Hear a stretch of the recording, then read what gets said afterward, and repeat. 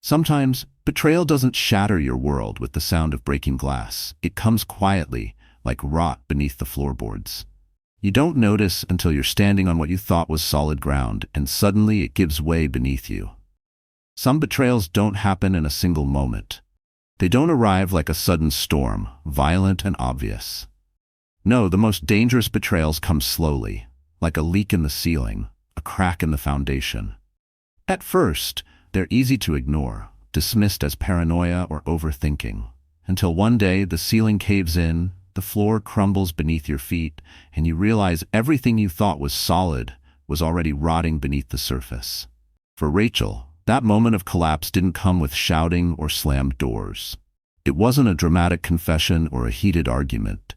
It came with silence, with nights spent alone in an empty house, with the feeling of a ghost sleeping beside her in bed. It came with a lie, casual, effortless, slipping from the lips of the man she had loved for over a decade. And once the lie had been spoken, there was no turning back. She had two choices: ignore it and continue pretending, or pull back the curtain and watch her world fall apart. Rachel chose the latter, and what she uncovered was far worse than she ever imagined. Before we dive into today's story, take a moment to let us know where you're watching from. We love seeing how our stories bring people together from all over the world. Your comments create a community where storytelling thrives, and we're so grateful to have you here. If you haven't already, be sure to hit that subscribe button and turn on notifications so you never miss a moment. Now, settle in, get comfortable, and prepare for a journey that will keep you hooked from start to finish. Let's get started. Rachel had always believed in the strength of her marriage. For over 10 years, she and Nathan had built a life together, one that from the outside seemed enviable. Friends and colleagues saw them as the perfect couple, a partnership rooted in love, respect, and an unshakable bond. Even though the initial spark of passion had faded with time, Rachel found comfort in their steady companionship. She was a woman of quiet strength, intelligent and self-reliant, but deeply devoted to her home and her husband. Nathan, an ambitious and successful architect in Chicago, had always been a man of discipline and structure. Though he worked long hours, he made an effort to maintain the image of a dedicated husband. They had no children. A painful reality Rachel had long come to terms with after struggling with health complications that made pregnancy difficult. Still, despite this absence, she thought their marriage had been solid. Until now. Lately, something had shifted. It was subtle at first. Little things she might have ignored if not for the growing weight pressing against her chest, whispering that something wasn't right. Nathan had always been predictable. He left for work at the same time every morning, returned home at a reasonable hour, and followed a routine that rarely wavered. But now there were late nights, too many of them. Dinners eaten alone, unanswered calls, and vague excuses that didn't sit well with her. An unexpected client dinner, he would say, or the team needs me to stay late, and always, don't wait up. Then came the changes in his appearance. Nathan had never been the type to fuss over his looks beyond what was necessary. Yet seemingly overnight, he began putting more effort into his grooming. Expensive cologne replaced the bottle he'd barely touched before. His wardrobe improved. Crisp, tailored suits, shirts that looked like they'd been chosen with deliberate care. He even started going to the gym more often, something he'd dismissed as unnecessary in the past. At first, Rachel brushed it off as work-related stress. Perhaps he was simply trying to keep up with the younger partners in his firm. But then there were the phone calls. The ones he quickly silenced when she entered the room. The text messages that made his expression shift ever so slightly, followed by him turning his phone face down on the table. Small things. Insignificant, if not for the growing distance between them. Rachel wanted to believe she was imagining it, that she was overanalyzing, reading too much into the little changes. But she wasn't naive. She knew that instincts, especially a wife's instincts, were rarely wrong. She debated asking him directly more than once. She rehearsed the words in her head, but each time she opened her mouth to speak, fear stopped her. What if she was right? What if her question forced him to confirm the one thing she wasn't ready to hear? So she said nothing, choosing instead to observe. One evening, after another long day of waiting for him to come home, Rachel finally broke her silence. "You've been working late a lot," she said casually as he walked through the door, feigning indifference while studying his face. "Everything okay?" Nathan barely hesitated, but she saw the flicker of something in his eyes, something quick, like the tightening of a fist before impact. Then, just as swiftly, it was gone, replaced by a practiced smile. "Yeah, just a big project at work. You know how it is," he replied, tossing his keys onto the counter. Rachel nodded slowly. "I suppose." But she didn't suppose. She knew. She watched him move about the kitchen, pouring himself a drink, avoiding her gaze. When she pressed further, asking hard questions. "What project? Who's involved?" He deflected effortlessly, turning the conversation back on her. "How was your day?" he asked, a little too casually, a little too eager to shift the focus away from himself. Minutes later, he excused himself, claiming exhaustion, and disappeared into their bedroom. Rachel stood in the dimly lit kitchen, staring at the glass of wine she had barely touched. The air around her felt heavy, like something tangible was pressing down on her chest, making it hard to breathe. Nathan had never lied to her before, or at least she had never had a reason to believe he would. But this wasn't just work stress, this was something else, and she was done ignoring it. But this wasn't just work stress, this was something else, and she was done ignoring it. That night, while Nathan slept beside her, Rachel lay awake, staring at the ceiling. The sound of his steady breathing should have been comforting, but instead, it felt like a stranger was lying in bed next to her. She could feel the heat of his body inches away, but it offered no comfort, only a painful reminder of the widening void between them. She thought back to the early days, the way he used to reach for her hand without thinking, the way his voice softened when he spoke to her, the way he once made her feel like she was the center of his world. But now there was only distance. She didn't have proof. Not yet. But she would find it. Because whatever was happening, whoever it was, she needed to know the truth. Rachel could feel the distance growing. Nathan had always been a busy man, but now his absence had taken on a different weight, one that sat heavily in the pit of her stomach. The affectionate touches, once spontaneous and full of warmth, had become mechanical, obligatory. Dinners together were now an anomaly rather than the norm, and when they did happen, he was distracted, barely engaging. The conversations that once flowed so easily between them were now filled with awkward silences and vague responses. And worst of all, she had begun to wonder if she was the problem. Was she no longer interesting? Had she stopped being enough? The questions whispered to her in the quiet, like poison.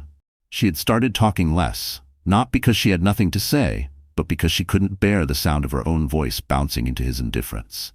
She had spent weeks watching, waiting, second-guessing herself. But Rachel was not the kind of woman to dwell in uncertainty. She needed answers. If Nathan was truly caught up in work, she would let it go. But if there was something more, something that would shatter everything she had built with him, then she needed to know. That morning, as they sat at the breakfast table, Rachel placed a crisp invitation card in the middle of the table, right next to his coffee cup. She acted nonchalantly, stirring her tea as though she hadn't just set a carefully laid trap. "There's a charity gala this Friday," she said, keeping her tone light. "I'd really like for us to go together." Nathan didn't look up from his newspaper, and Rachel watched him closely, searching for even the subtlest reaction. "Friday evening. It's important, Nathan. We should be there." There was the briefest hesitation, so brief that most people wouldn't have noticed it. But Rachel did. He took a sip of his coffee, his movements deliberate, measured. Then, with an easy shrug, he shook his head. "I can't," he said. "There's a last-minute meeting with some important clients." It came up unexpectedly. Rachel's grip on her spoon tightened, but her expression remained neutral. She had already checked his firm's schedule. There was no such meeting. She forced a small smile. "Oh, that's unfortunate." Nathan nodded, as if relieved she hadn't pushed further. He folded his newspaper and stood up. "I have to head out early today. See you later." She watched as he grabbed his briefcase and walked out the door, feeling the heavy weight of betrayal settle deeper in her chest. She didn't say another word. There was no point in arguing, not yet. Friday evening arrived, and Rachel dressed as she were truly attending the gala. A sleek black dress, understated jewelry, a pair of heels that clicked sharply against the hardwood floor as she moved through the house. If Nathan had been home to see her, he might have even complimented her, like he used to. But he wasn't home. Instead of heading to the event, Rachel drove downtown and parked near Nathan's architecture firm. She waited, fingers tapping rhythmically against the steering wheel, heart pounding in anticipation of what she might find. An hour passed before she finally saw him emerge from the building, but he wasn't alone.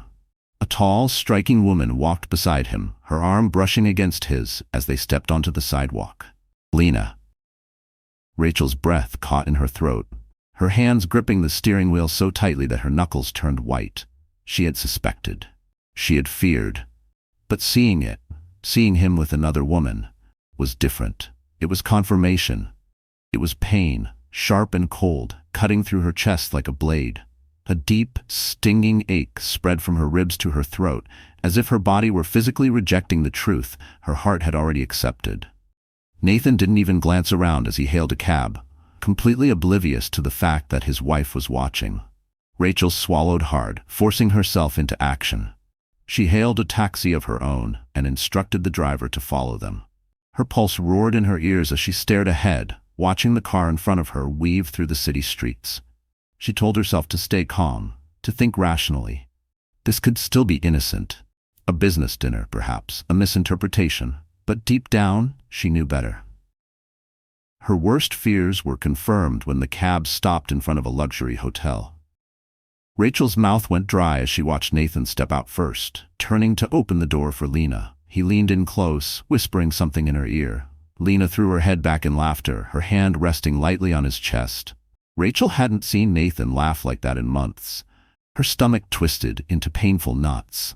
She could not move, could not breathe. The world outside the cab kept moving. Cars, people, lights, like nothing had happened. But inside her, everything had stopped. She had prepared for this moment, told herself that if she saw proof, she would confront him, demand an explanation. But now, sitting in the darkness of her cab, she realized there was nothing left to say. Nathan had already made his choice. Rachel reached for her phone, her fingers trembling. She wanted to take a picture, to document the moment, to have something tangible to hold on to. But as she raised the device, she hesitated. What would be the point? Would she confront him, demand answers, give him the chance to lie again, to twist the truth until she questioned herself? No. A confrontation would only give him the upper hand. He would gaslight her, make her feel foolish for suspecting, tell her she was imagining things. She had seen it happen to other women, wives who confronted their cheating husbands, only to be met with excuses and blame. Rachel would not be one of those women. Instead, she would gather proof. She would prepare. And when the time came, Nathan would have nowhere to run. Rachel closed her eyes and inhaled deeply, willing herself to stay composed. The taxi driver cleared his throat, shifting uncomfortably. "Ma'am? Do you still want me to follow them?" Rachel exhaled slowly, opening her eyes. "No," she said, voice steady despite the storm raging inside her. "Take me home." The drive back was a blur. Rachel barely registered the city lights flickering past, the faint hum of the radio, the sound of her own breathing. When she reached her house in Chicago's North Shore, she didn't go inside right away. Instead, she sat in the car, staring blankly ahead, her thoughts spiraling. There were no more doubts, no more excuses. Nathan was cheating on her, and if he thought he could walk away from this unscathed, he was wrong. Rachel pulled out her phone and typed a message. "I need your help. It's important." She hit send. The recipient? Julian. The one person she could trust. She would not break down. She would not cry. She would fight. And when the time came, Nathan would regret ever thinking he could betray her and walk away unpunished. Rachel didn't sleep that night. She lay awake, staring at the ceiling, replaying the scene over and over again in her mind. Nathan opening the car door for Lena, whispering something that made her laugh. The way he looked at her, full of something Rachel hadn't seen in years. Not just attraction, but excitement. Her hands lay flat against the bedsheet, numb. Every creak in the house, every car passing by outside, reminded her that the world kept moving, even as hers had stopped. She had never felt more alone in her own home. She had always imagined that if she ever caught her husband cheating, she would scream. Confront him on the spot, demand answers. But when the moment had come, she had done nothing. She had just watched. And that was what terrified her the most, the numbness. The quiet acceptance that the man she had loved for over a decade was no longer hers. But she wasn't broken, she wasn't defeated. She was calculating. She needed proof, not just of his affair, but of something more. Something that would ensure she didn't walk away from this marriage with nothing. Nathan had been making strange financial moves for months. Large cash withdrawals, transfers to unnamed accounts, business expenses that didn't add up. She had ignored it, convincing herself that he was simply expanding his portfolio. But now, she saw it for what it was. He wasn't just having an affair. He was preparing for something bigger, something deliberate. By morning, Rachel had made her decision. She picked up her phone and dialed the only person she could trust. "I need your help," she said the moment Julian answered. There was no hesitation on the other end. "Tell me what you need." Julian had been a friend for years, someone she'd met through mutual business circles. He was sharp, resourceful, and most importantly, an expert in forensic finance. If anyone could find out what Nathan was hiding, it was him. By the time they met in his office later that afternoon, Julian already had a plan. "I'll dig into his accounts, see if anything looks suspicious," he said. "But Rachel, are you ready for whatever I find?" Rachel clenched her jaw. "I already know he's cheating on me. I just need to know how deep this goes." It didn't take long. Within days, Julian uncovered everything. Nathan had a private bank account Rachel had never known about. Large sums of money had been funneled into it, money that should have been part of their shared assets. But the most shocking discovery was Lena. Not only was she Nathan's mistress, she was also the legal owner of a shell corporation that had been receiving Nathan's transfers. "He's not just cheating on you," Julian told Rachel grimly. "He's moving money out of your reach. If he files for divorce before you catch him, you won't see a cent of it." Rachel sat still, absorbing the weight of his words. This wasn't just about betrayal anymore. This was about survival. She lifted her chin, her voice steady. "Then we get ahead of him." She had a plan. Rachel told Nathan she'd be going on a 2-day business trip, one she made sure he believed was legitimate. She packed a suitcase, booked a flight she had no intention of taking, and even called him from the airport to say goodbye. When she returned home, she didn't go inside. Instead, she drove straight to Julian's office, where a team of private investigators was waiting. The moment she left town, Nathan wasted no time. Instead of going to work, he drove to a secluded neighborhood on the outskirts of Evanston. The house he pulled up to was unfamiliar to Rachel, but when Lena opened the front door, wearing nothing but a silk robe, the message was clear. Rachel watched from the surveillance feed, her hands curled into fists. Julian murmured beside her, "He's making this too easy." Nathan and Lena spent the entire afternoon there. The cameras outside captured everything. Him kissing her, touching her, acting like a man without a wife, waiting for him at home. Rachel's stomach churned, but she refused to let emotion overtake her. Julian's voice was quiet. "Do you want to see the footage inside?" Rachel closed her eyes for a moment. "No, this is enough." But what came next changed everything. That evening, when Nathan thought no one was listening, he sat with Lena in the living room, a glass of whiskey in hand, speaking in a low, confident voice. "This needs to happen soon," he was saying. "Once she's out of the picture, I can finalize the transfers. By the time she even realizes what's happening, she won't have a penny left to fight for." Rachel's breath hitched. Lena smirked, running a finger along the rim of her wine glass. "And you're sure she won't see it coming?" Nathan chuckled. "Rachel, please, she still thinks I'm just working late." Julian turned to Rachel, his expression unreadable. "He's planning to leave you with nothing." Rachel let out a slow breath, her heart pounding. She had known Nathan was hiding something. She hadn't expected him to be planning her complete financial ruin. The betrayal was no longer about another woman. It was about erasure. He wasn't just leaving. He was attempting to erase her existence from the life they had built together. She looked down at the evidence before her, the photos, the transfers, the recording, the bank statements, the recorded conversation. It would be impossible to deny. The old Rachel might have cried, might have begged for answers, but that Rachel was gone. She lifted her head, meeting Julian's gaze with steely determination. "Do we have enough to ruin him?" Julian nodded. "Without a doubt." Rachel exhaled, then stood, smoothing the wrinkles from her dress. "Good," she said, her voice cold, "because this isn't over." Rachel sat in the dimly lit living room, the weight of what was about to happen pressing against her chest. She had imagined this moment for weeks, rehearsed it in her mind, prepared herself for every possible reaction Nathan might have. But now that it was here, a strange calm settled over her. She wasn't nervous. She wasn't afraid. She was ready. Every breath felt deliberate, every heartbeat loud in her ears.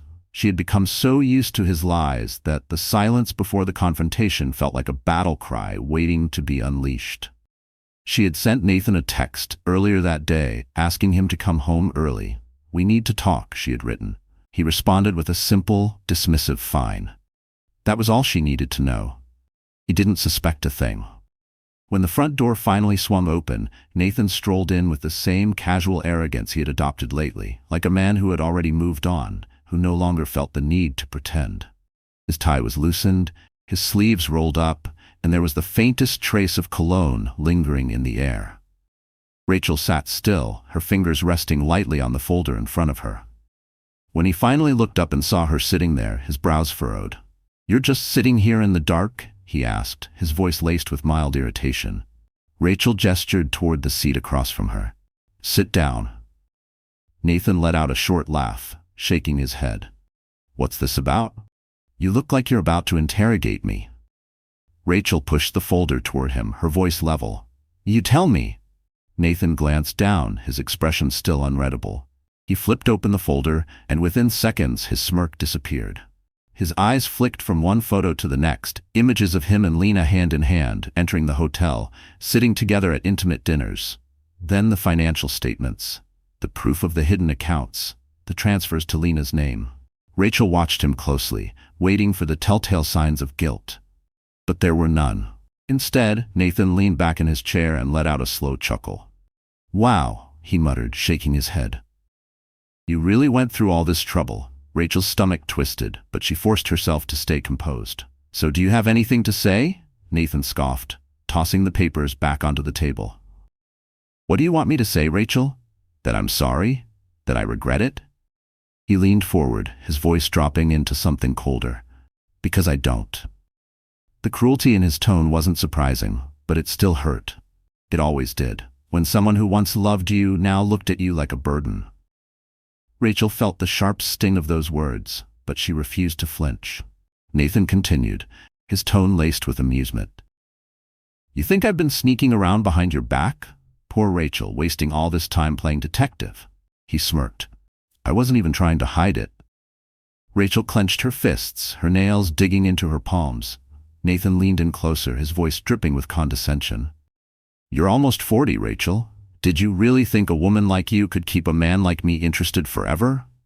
The words sliced through her, but she refused to let him see her bleed. "Well," she said, her voice eerily steady, "at least now I know exactly what kind of man I married." Nathan shrugged. "And I know exactly what kind of woman I married, one who's been in my way for too damn long." He stood up, straightening his sleeves. "I want a divorce, Rachel, and let me make one thing very clear. You're not getting a single cent from me." Rachel tilted her head, a small smile playing at her lips. "Oh, Nathan," she murmured, reaching into her bag and pulling out another folder. She set it down in front of him. "You should really learn to cover your tracks better." Nathan's jaw tightened as he hesitated before picking it up. His eyes scanned the pages. Bank records, legal documentation, financial transactions.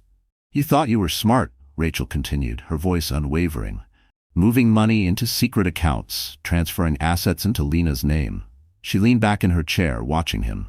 "But you got careless, and now I have enough proof to make sure you don't just lose me, you lose everything." For the first time, Nathan looked genuinely rattled.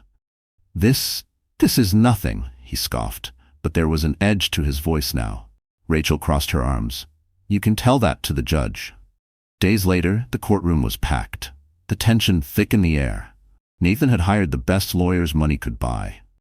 But Rachel had something more powerful, facts, and the law was on her side. The judge listened as Rachel's legal team laid everything out: his infidelity, his financial deceit, his blatant attempt to strip her of everything. The more evidence that was presented, the paler Nathan became. He tried to argue, to twist the narrative, but the truth was undeniable. When the ruling came, it was swift and merciless. Rachel was awarded a significant portion of their shared assets, including a stake in his firm. Nathan, on the other hand, was left with far less than he had anticipated. As the judge delivered the final verdict, Rachel allowed herself to glance at Nathan. He wasn't smirking now. He looked like a man who had just realized he was no longer in control. But the real surprise came as they exited the courthouse. Lena was waiting outside, arms folded, a smug smile on her face. "So," she said, tilting her head, "guess this means you're out of my way for good, huh?" Rachel didn't respond, simply observing as Lena turned to Nathan, slipping her arm through his. Nathan, despite his obvious frustration, allowed it. Rachel exhaled.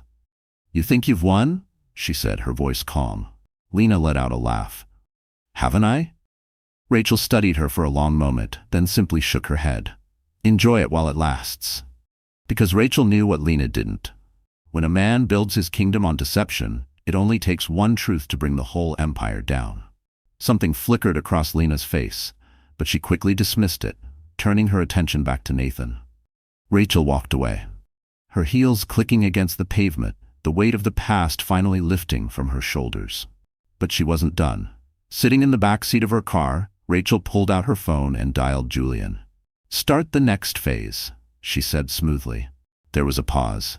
Then Julian's voice came through the line, laced with amusement. "I take it everything went as planned?" Rachel smiled to herself. "Better." She leaned back against the seat, exhaling slowly. Nathan thought he had lost today, but soon he would realize he hadn't lost everything. Yet, Rachel had thought the worst was over. She had fought hard for her freedom, endured the emotional wreckage of Nathan's betrayal, and walked away victorious. But she had underestimated the depth of his resentment. Nathan was not the type of man to accept defeat. Losing in court, losing face in front of their peers, losing control over the woman he had once manipulated. These were things he could not forgive. And if he couldn't hurt Rachel personally, he would destroy everything she had built instead. It started subtly. A few minor setbacks at first. Emails from long-standing clients apologizing for withdrawing their contracts, vague reasons given as they severed ties. Suppliers who had once been reliable suddenly delayed shipments, citing unexplained logistical issues. Then came the larger blows. A multi-million-dollar deal, months in the making, fell through at the last minute. A trusted investor pulled out without warning. Rachel didn't believe in coincidences. Sitting in her office in downtown Chicago, she scanned the reports laid out in front of her. The numbers painted a grim picture. Profits were plummeting. Cash flow was tightening. If this continued, her company, her independence, would collapse within months. The thought of it sent ice through her veins. She pressed a button on her desk phone. "Julian, I need you in here." Minutes later, Julian walked in, his sharp gaze already full of suspicion. He had been watching the same patterns, and he didn't like what he was seeing either. "Tell me what you found," Rachel said, leaning forward. Julian dropped a folder onto her desk. "It's Nathan," he said. "He's pulling strings behind the scenes, buying out clients, coercing partners to back out. He's spreading rumors about you. Whispers that your company is unstable, that you're too emotional to lead." Rachel inhaled slowly, her fingers gripping the edge of the desk. She should have expected this. Nathan was predictable in his arrogance. "He wants me to fail," she said quietly. Julian nodded. "Not just fail, he wants you ruined." Rachel clenched her jaw, anger simmering beneath the surface. After everything, Nathan still wanted to control her. "I won't let him," she said. But she needed a strategy. Nathan had spent years cultivating his influence in the industry. Rachel had built her business from the ground up, but her network wasn't nearly as extensive. If she fought back blindly, she would lose. And yet, underneath her determination, something else stirred. Fatigue. A quiet, gnawing fear that she might lose more than just her company, that she might lose the version of herself who once believed she didn't need to play dirty to win. And that was when she got a call that changed everything. She didn't recognize the number. But when she answered, a deep, measured voice filled the line. Rachel, the man said. It's Mark Landon. The name made her sit up straighter. Mark Landon, a powerhouse in the corporate world, ruthless, strategic, and one of Nathan's longtime rivals. They had crossed paths before at industry events, exchanged pleasantries, but never anything more. "What can I do for you, Mark?" Rachel asked cautiously. "I hear Nathan's making your life difficult." Rachel's fingers drummed lightly against her desk. "News travels fast." Mark chuckled. "In our world, everything does." There was a pause, then his voice turned serious. "I want to help you." Rachel's body stiffened. She didn't trust easily, especially not after what she had been through. "Why?" "Because Nathan is a liability," Mark said smoothly. "He's reckless. He's burned too many bridges, made too many enemies, and I've been waiting for the right moment to take him down." Rachel considered his words. Mark had no reason to sugarcoat things. He wasn't offering help out of kindness, he was making a calculated move. But that didn't mean their goals weren't aligned. She exhaled slowly. "What are you proposing?" "A partnership," Mark said. "Let me invest in your company. We'll fortify it, make sure Nathan can't touch it, and in return, we'll bring him to his knees." It was tempting. Rachel needed an ally, and Mark had the resources, the connections, and the experience to counter Nathan's attacks. But she hesitated. "Why should I trust you?" she asked. Mark didn't sound offended. "You shouldn't. But you're smart, Rachel. You know a good deal when you see one. Nathan is playing dirty. If you want to win, you need to do the same." Rachel bit her lip, her mind racing. She had always fought her battles alone, but maybe this time she didn't have to. And maybe for once, accepting help wouldn't mean weakness, it would mean wisdom. That night, she met Mark in person. They sat in a private lounge, away from prying eyes. He was as composed as ever, radiating an aura of quiet power. "You don't have to decide now," he told her. "But think about it. Nathan isn't going to stop. He'll keep coming until there's nothing left of you." Rachel studied him, trying to gauge if he was just another man looking to control her. But there was something different about Mark. He wasn't offering to save her. He was offering to stand beside her. After a long moment, she nodded. "I'm in." Mark smiled, lifting his glass. "Good. Now, let's destroy him." As the night deepened, Rachel felt something shift inside her. Nathan had come after her, thinking she would break, thinking she would crumble under his pressure. But he had underestimated her. She wasn't just going to survive, she was going to win. Rachel sat at her desk, staring blankly at the financial reports in front of her. The numbers painted a grim picture. Declining revenue, canceled contracts, and a growing list of investors pulling out. Nathan's revenge was working. The empire she had built from scratch was crumbling before her eyes. And unless she did something drastic, it would soon be beyond saving. She had spent the last few weeks fighting back, making calls, trying to salvage deals. But the damage was too extensive. No one wanted to be associated with her company anymore. Not when Nathan was whispering poison into the ears of every major player in the industry. The worst part? She could see the trap he had set. Nathan wasn't just trying to hurt her. He wanted to break her. To force her into a position where she had no choice but to crawl back to him, powerless, desperate, but she refused to play into his hands. A sharp knock on the office door pulled her from her thoughts. She looked up, expecting to see Julian, but instead, Mark Landon stood there, his presence commanding as always. Rachel's eyes narrowed. "What are you doing here?" Mark stepped inside, shutting the door behind him. "I heard about what's happening." Rachel let out a dry laugh. "Let me guess. Nathan made sure the whole industry heard about it." Mark didn't smile. He pulled out a chair across from her and leaned forward, his gaze steady. "Nathan is trying to destroy you." Rachel clenched her jaw. "I'm aware. I can help." His words were simple, but they sent a ripple of unease through her. Mark was one of the most powerful businessmen in the field. Calculated, ruthless, and not the kind of man who offered assistance without a price. Rachel folded her arms. "And why would you do that?"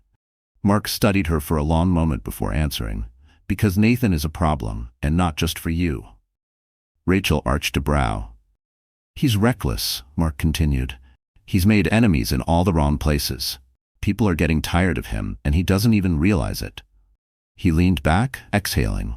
"Helping you benefits me too. I want to cut him off at the knees. And right now, the best way to do that is to keep you standing." Rachel tapped her fingers against the desk. The offer was tempting. She needed resources, connections, and, above all, a way to strike back. But she also needed to be cautious. She had trusted power before, and it nearly cost her everything. What if this time was no different? What if, in saving her company, she lost a piece of herself again? "And what exactly does this help look like?" she asked. Mark didn't hesitate. "I'll invest in your company, enough to stabilize it, protect it from Nathan's attacks. I'll also open doors for you, introduce you to the right people, help rebuild the trust Nathan has been working so hard to destroy." Rachel inhaled deeply, weighing her options. This wasn't just about money. This was about survival. But there was one problem. "I don't take charity," she said firmly. Mark smirked. "Good, because this isn't charity." He leaned forward, his voice dropping. "This is war." Rachel held his gaze. "And what do you want in return?" Mark's expression was unreadable. "Nothing you wouldn't already be willing to give." There was a beat of silence before Rachel spoke again. "I need time to think about it." Mark nodded. "Take your time, but don't take too long." He stood, buttoning his jacket. "Nathan isn't slowing down, and neither should you." Rachel watched as he left, her mind racing. She had always fought alone. She had learned the hard way that trusting the wrong man could cost her everything. Could she afford to trust Mark? Or more importantly, could she afford not to? That night she lay awake, replaying the conversation in her head. Mark was right. Nathan was relentless, and the longer she hesitated, the more ground she lost. She had spent her entire life proving she could stand on her own. But even steel fatigues when it stands too long alone. And she was tired, so very tired of standing alone. But maybe, just maybe, it was time to let someone stand beside her. The next morning, Rachel picked up the phone and dialed Mark's number. "I'm in," she said the moment he answered. There was a pause. Then his smooth voice came through the line. "Good." The following weeks were a whirlwind. With Mark's backing, Rachel's company stabilized. Investors who had been hesitant before suddenly regained interest. Clients who had walked away were now reconsidering. Mark's influence was undeniable, but more than that, he was strategic. He didn't just throw money at the problem. He studied Nathan's tactics, anticipated his next moves, and made sure Rachel was always 2 steps ahead. Together, they started reclaiming everything Nathan had tried to take. Rachel worked side by side with Mark, and slowly, she began to see him in a different light. Unlike Nathan, Mark never tried to control her. He never undermined her decisions or dismissed her instincts. He challenged her, yes, but never out of arrogance.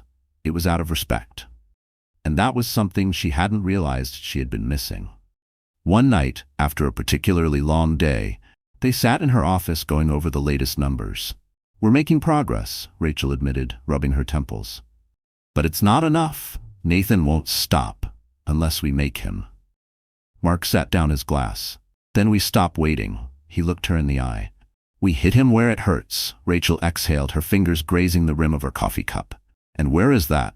Mark's eyes gleamed. "His company, his reputation." Rachel looked at him, realization dawning. Nathan had spent his entire life building his business, shaping his image as an untouchable mogul. If they took that from him, he would have nothing left. A slow smile spread across Rachel's lips. Nathan thought she had already played her best hand. He had no idea what was coming. Rachel had spent enough time playing defense. For months, she had fought to keep her company afloat, to salvage her reputation, and to maintain the life she had built, despite Nathan's relentless sabotage. But now, she was done simply surviving. She wanted Nathan to pay. As she, Mark, and Julian gathered in the conference room, a new kind of energy filled the air. One of quiet determination, of controlled fury. This wasn't just about business anymore. It was about justice. About making sure Nathan learned, once and for all, that he had underestimated the wrong woman. Rachel set her hands on the table. Her gaze unwavering. "I used to think getting away from him was enough," Rachel said. "That if I just moved on, I'd win. But he chose war." She leaned forward. "And now, I'm going to end it." Mark nodded, a small knowing smirk playing at his lips. "Then let's get to work." The plan was meticulous. Mark, with his wealth of experience in corporate warfare, laid out the strategy for acquiring Nathan's company from right under his nose. It would have to be done in stages, carefully, methodically. The first step: buying up shares quietly, using a network of subsidiary companies and third-party investors. They would begin acquiring small portions of Nathan's company, just enough to avoid suspicion. Nathan will never see it coming, Mark assured her. He's too busy looking for threats in the wrong places. Meanwhile, Rachel and Julian worked on the second part of the plan, leading Nathan into a financial trap. They planted the perfect bait, a fabricated investment opportunity. The rumor spread like wildfire. A powerful foreign conglomerate was looking to partner with Nathan's company, ready to inject millions into his business. The offer seemed too good to be true, and yet it was exactly the kind of deal Nathan had always dreamed of. Greedy, impatient, reckless. Nathan took the bait almost immediately, without hesitation. He poured money into preparing for the deal, shifting funds, securing loans, even leveraging a portion of his company as collateral to meet the supposed demands of the investors.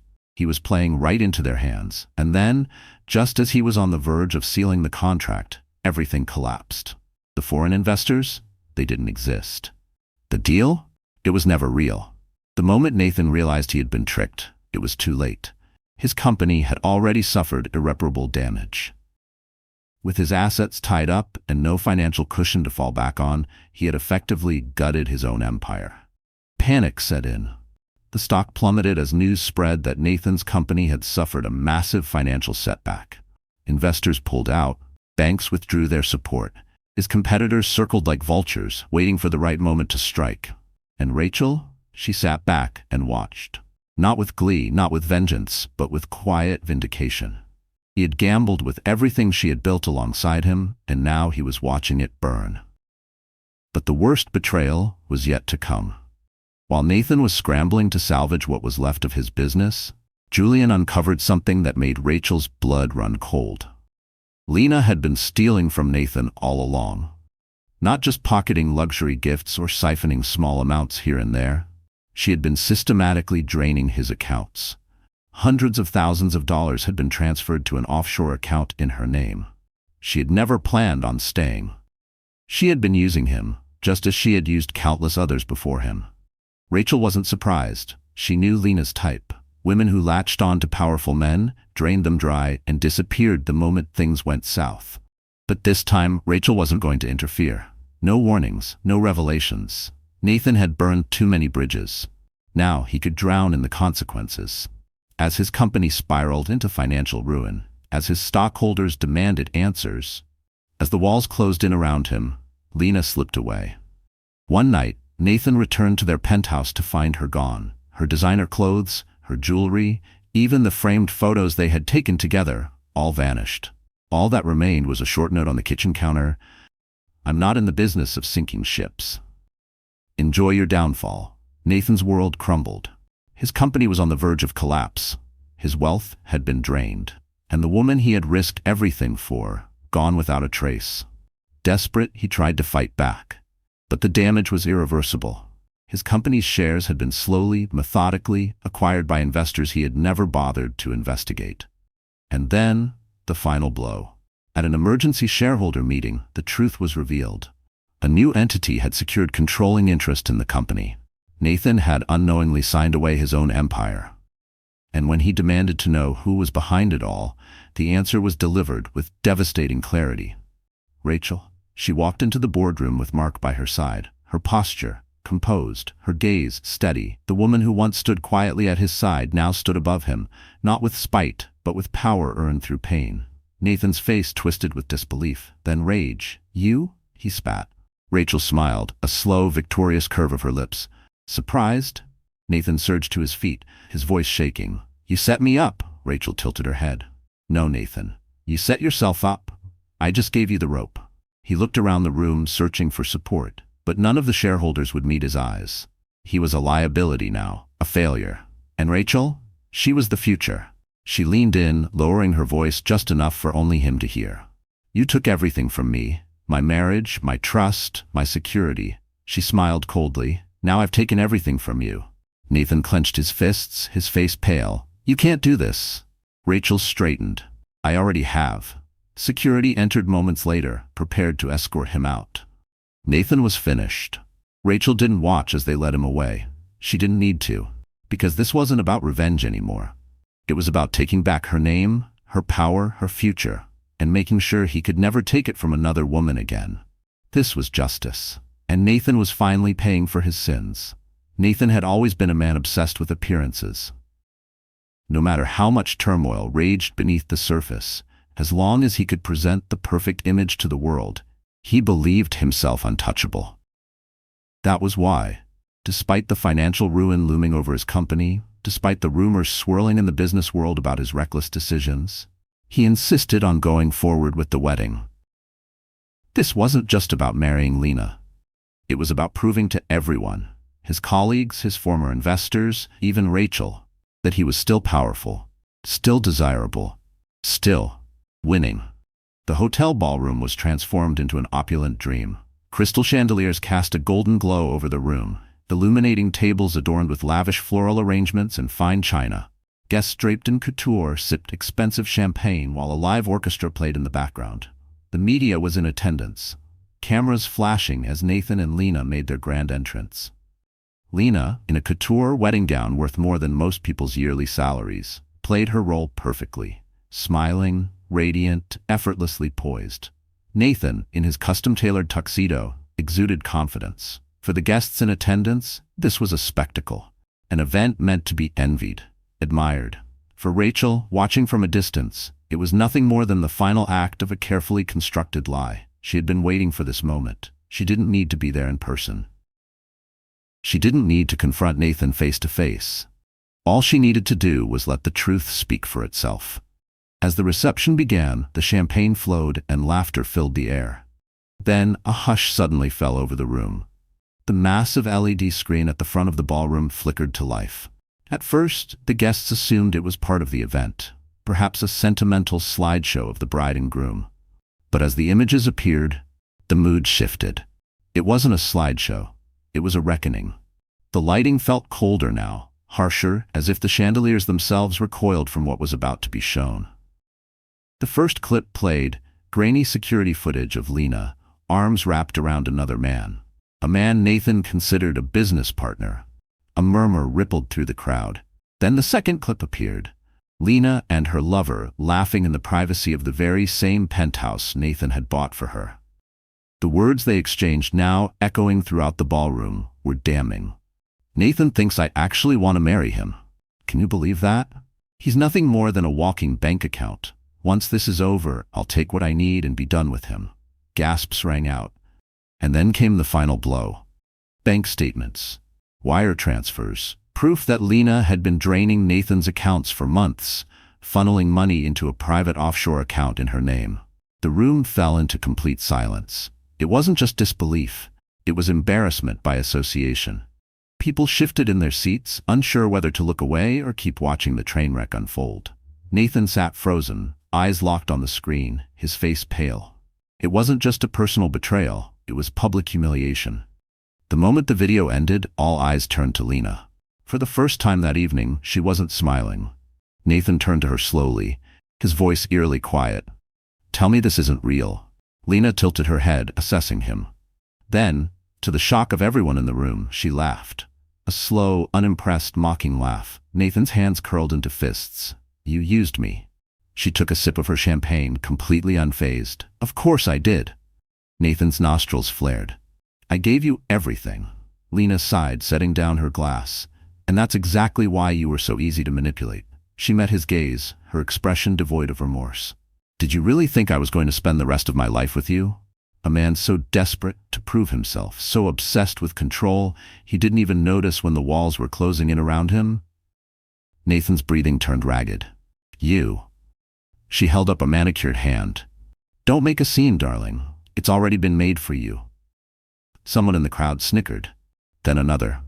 A ripple of murmurs spread. Some guests whispered in shock. Others smirked, exchanging knowing glances. A few even discreetly raised their phones, recording every humiliating second. Nathan, always the man in control, was now the subject of ridicule. His perfect facade had been shattered. He lunged toward Lena, but security intervened, grabbing his arms before he could reach her. She took a step back, still smiling. Pathetic. Then, with absolute finality, she turned her back on him and walked away. Out of the ballroom, out of the hotel, and out of his life for good. Nathan stood in the middle of the destruction, breathing heavily, his entire world in ruins. The guests began filtering out, shaking their heads. A few reporters whispered into their microphones, already crafting headlines that would spread across the internet. By morning, the powerful, untouchable Nathan Hale had lost everything. And somewhere far away from the chaos, Rachel sat alone in her quiet home, watching it all unfold through her phone screen. She had not needed to raise her voice. She had not needed to be present. Nathan had destroyed himself. She placed her glass of wine down on the table, exhaling a slow breath. It was almost over. Almost. There was just one last thing she needed to do. She needed to see Nathan one final time. Nathan woke up to a splitting headache, the sharp throb at his temples, a cruel reminder of the endless whiskey he had consumed the night before. His body felt heavy, sluggish, as though weighed down by the sheer humiliation of what had happened at his wedding. The echo of laughter from the ballroom haunted him, mocking, merciless. The world outside the thick curtains of his penthouse suite was already awake. But for Nathan, it felt like his life had come to a screeching halt. His phone vibrated beside him, the screen lighting up with a flood of notifications. He squinted at the device, barely able to focus as he unlocked it. And that was when the nightmare truly began.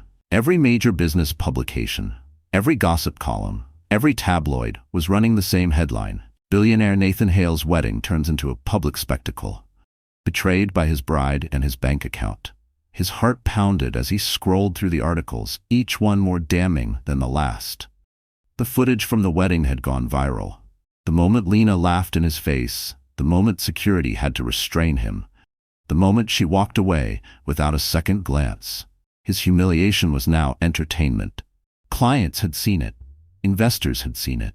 His competitors had seen it. Nathan threw his phone across the room, shattering it against the wall.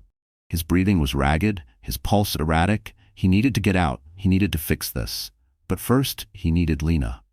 He reached for the hotel phone, dialing her number with trembling fingers. The line rang once, twice. "The number you have dialed is no longer in service." Nathan's blood ran cold. He tried again and again. Same response. Lena had blocked him. A sickening dread coiled in his stomach as he rushed to his laptop, logging into his bank account. His hands shook as he entered his credentials. The screen loaded. Balance. Nathan's entire body locked in place. He refreshed the page, his breath shallow. Nothing. Lena had taken it all. Every last cent. Nathan let out an animalistic roar, grabbing the nearest chair and hurling it across the room. Glass shattered. Furniture toppled. But no amount of destruction could undo the reality staring him in the face.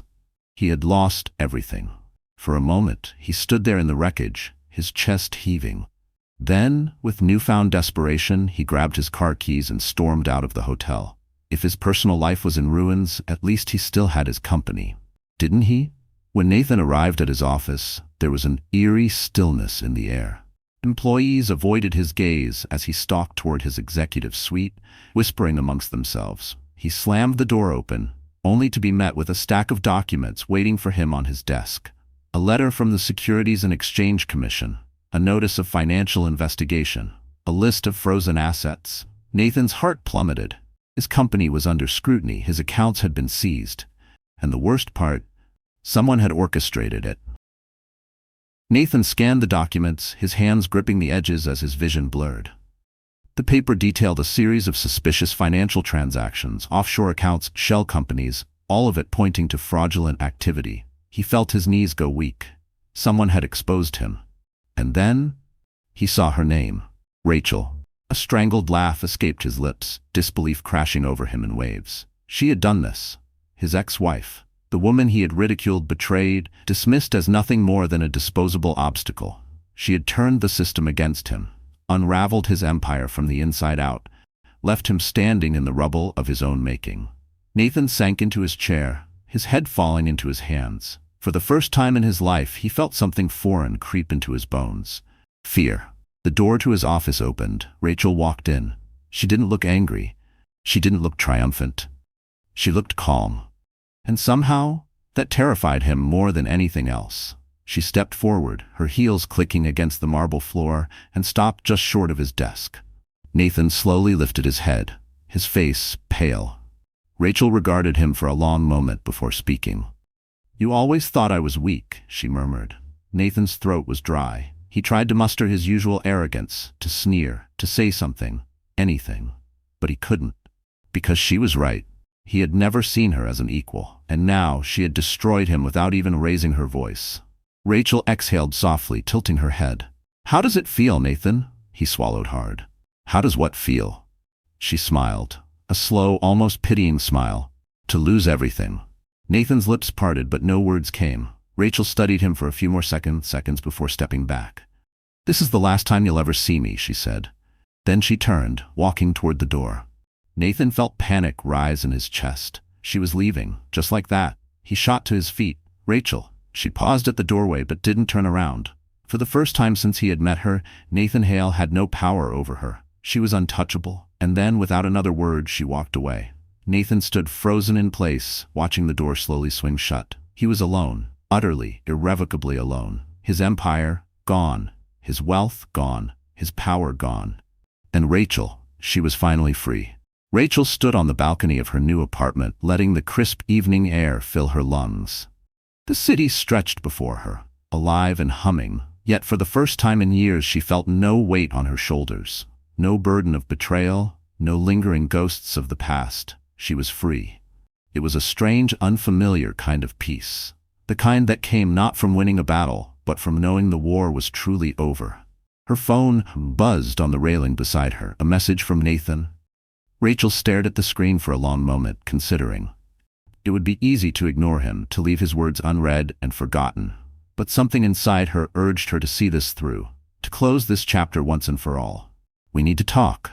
Just once. Please." She exhaled slowly, then typed a single word in response. "Okay." The cafe was the same as she remembered. The same wooden tables, the same faded paintings on the walls. Once upon a time, she and Nathan had sat here, sharing quiet conversations over coffee, planning their future. Now, the man sitting across from her was a ghost of the one she had once loved. Nathan looked nothing like the powerful businessman he had once been. He was thinner, his suit no longer perfectly pressed. His once sharp features now softened with exhaustion. His hands, which used to gesture confidently when he spoke, lay motionless on the table. For a long time, neither of them spoke. Then finally, Nathan broke the silence. "You won." His voice was hoarse, stripped of all arrogance. Rachel stirred her tea, watching the steam rise. "No, Nathan, you lost." Nathan let out a short, humorless laugh. "I lost everything." Rachel met his gaze. "That was your choice." Nathan looked away, his fingers tightening around the edge of his cup. I thought Lena loved me." Rachel tilted her head slightly. "The way I once did." He flinched at her words, but she didn't let herself feel pity. "You had everything," she continued. "A wife who loved you, a life most people only dream of. And you threw it away." Nathan swallowed hard. "I didn't realize." Rachel sighed. "That's the problem, isn't it? You never realize until it's too late." Nathan looked at her then, desperation flickering in his tired eyes. "Do you ever think about what we had?" Rachel smiled softly, but there was no nostalgia in it. "I used to." She set her cup down, pushing back her chair. "But not anymore." Nathan reached for something, her hand maybe, or just a sliver of hope. But Rachel was already standing. She looked down at him, her voice steady. "This is the last time we'll ever see each other." He inhaled sharply, but she didn't give him the chance to speak. As she turned to leave, she paused at the doorway, glancing back one final time. "This is what you deserve," she said, her voice calm, final. "And for the first time in a long time, Nathan, I'm happy." And then, she was gone. Rachel stepped out onto the sidewalk, inhaling the fresh air. The past was behind her now, sealed shut. Across the street, Mark was waiting. He didn't ask about the meeting. He didn't need to. Instead, he simply offered a small, knowing smile. "You ready?" Rachel looked up at him, the man who had stood beside her when she had nothing left, who had never asked for anything in return. She nodded. "Yeah, I am." They started walking, their footsteps in sync, side by side. For the first time in a long time, Rachel wasn't looking back. In a car parked a block away, Nathan sat alone, watching her disappear into the night. He had once thought Rachel needed him, that she would never truly walk away. But now, as he sat in the wreckage of his own making, he realized the truth. She had been the only person who had ever really loved him. And now she was gone. Some endings are not about winning or losing, they are about becoming. Life has a way of breaking us, of stripping away the illusions we once clung to, the love we thought was unshakable, the promises we believed were forever. Sometimes they turn to dust in our hands, and when that happens, we're left with a choice: to let the pain define us, or to use it as fuel to rebuild ourselves, stronger, wiser, unshakable, in a way we never were before. Betrayal is a peculiar kind of grief. It is not just the loss of a person, but the loss of who we thought they were. The loss of the future we had imagined, the memories that now feel like lies. But in the ruins of that betrayal, there is also a rebirth, because there is something powerful about surviving what was meant to destroy you. There is a quiet strength in choosing yourself, in walking away, not out of anger, not out of vengeance, but out of the simple truth that you deserve better. And maybe that is the most unexpected lesson of all, that the end of one story is never truly the end. It is the prologue to something else, something unknown, something yet to be written. Not every heartbreak is meant to break us. Some exist to set us free. Some betrayals are not just losses, they are redirections. And sometimes what feels like the greatest tragedy in our lives is merely the clearing of a path we were always meant to walk, alone, until we are ready for something greater. Dear friend, sometimes the most powerful victories are the quiet ones, the ones where you choose yourself, not in defiance, but in peace. Rachel didn't walk away to prove anything. She walked away because she finally understood that healing isn't about revenge, it's about release. In Stoic thought, we're reminded that we cannot control what others do, only how we respond. Pain, betrayal, loss, they test us, yes, but they also shape us, and in letting go of what hurt her, Rachel reclaimed not just her strength, but her future. Freedom often comes not with a roar, but with a whisper, a step, and a door closing softly behind you. If this story moved you, please take a moment to like, share, and subscribe to our channel. It helps more than you know, and your presence in this space makes all the difference.